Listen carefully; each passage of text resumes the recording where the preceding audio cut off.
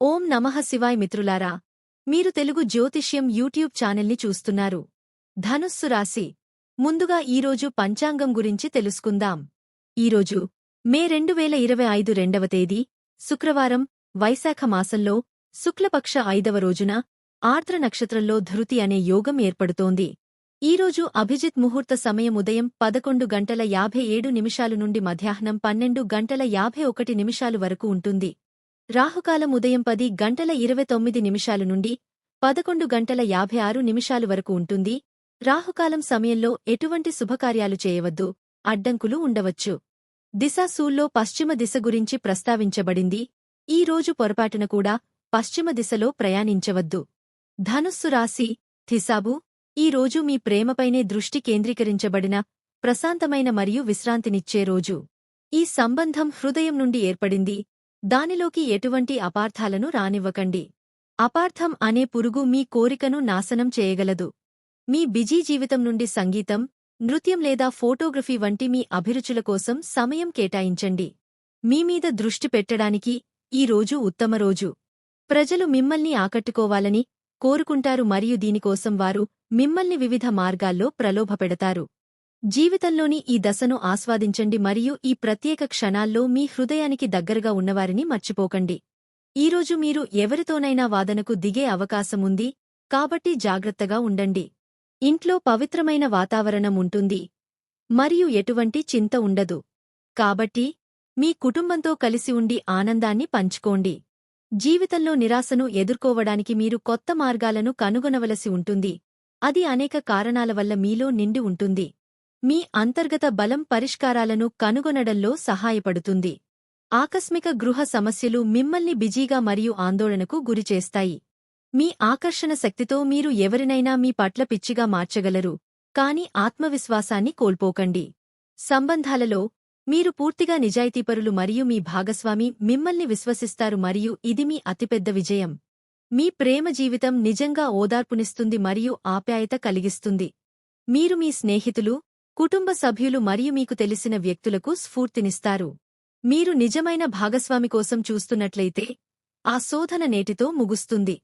ఈ జన్మలోనే కాదు, రాబోయే 7 జన్మలలోనూ మీతో ఉండే వ్యక్తిని మీరు కలవబోతున్నారు. ముందు పరిస్థితి అనుకూలంగా కనిపిస్తోంది.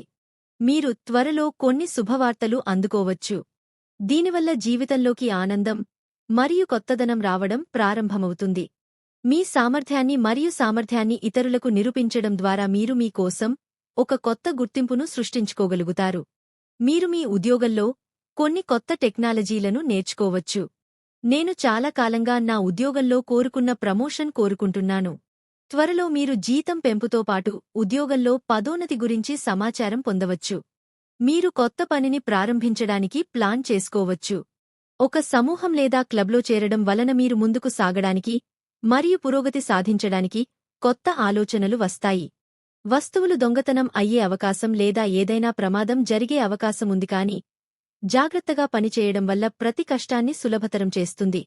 మీరు పనిలో బిజీగా ఉన్నప్పుడు సంబంధాలను విస్మరించడం మానుకోండి. పని నుండి విరామం తీసుకుని కొత్తగా ఏదైనా చేయడానికి ఈ రోజు చాలా బాగుంది. మీరు కుటుంబానికి కొంత ఆర్థిక సహాయం అందించి ప్రశంసలు పొందవచ్చు. మీకు అంతులేని అవకాశాలు ఉన్న ఇతర రోజుల కంటే ఈ రోజు మంచి రోజు. మీరు కష్టపడి పనిచేయడానికి భయపడకపోతే నిశ్చింతగా ఉండండి, ఎందుకంటే మంచి ఫలితాలు మీ కోసం వేచి ఉన్నాయి. పని మరియు డబ్బు సమస్యలు ప్రస్తుతం మీ మనసును వేధిస్తుండవచ్చు. మీ దృష్టిని మరల్చడానికి ఒక చిన్న యాత్ర చేయండి. మీ సృజనాత్మక స్ఫూర్తిని సంతృప్తిపరిచే కార్యకలాపాలను వ్రాసి వాటిలో పాల్గొనండి.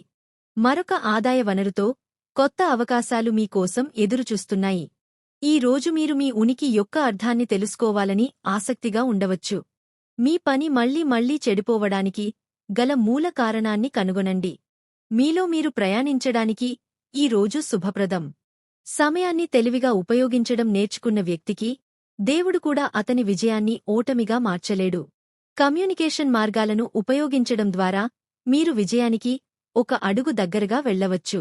వ్యాపారంలో లాభం పొందడానికి మార్కెటింగ్, ప్రకటనలు లేదా ప్రమోషన్ సహాయం తీసుకోండి.